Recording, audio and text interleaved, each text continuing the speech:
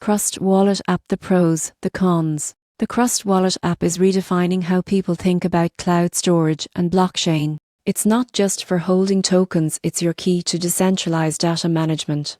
But what are the real pros and cons of this unique wallet? Let's dive in. First, the pros. Crust Wallet is built on the Crust network, a decentralized cloud storage solution that competes with traditional services like Google Drive and Oz. The difference? It's fully powered by blockchain and community-run nodes, meaning your files are stored securely without a single point of failure or censorship.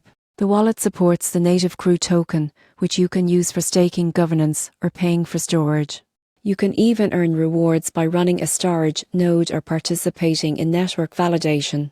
That gives users not only utility, but also income potential. Security is another major plus. The Crust wallet is non-custodial, meaning you own your keys and your data. It's also compatible with Polkadot and substrate-based assets, allowing users to interact with multiple networks from one place. The interface is clean and practical, giving you access to balance tracking, staking management, and governance voting, all with just a few taps. Now, let's talk about the cons. The biggest one is complexity. Crust operates in the intersection of blockchain and decentralized storage, so for beginners, the concept might feel overwhelming.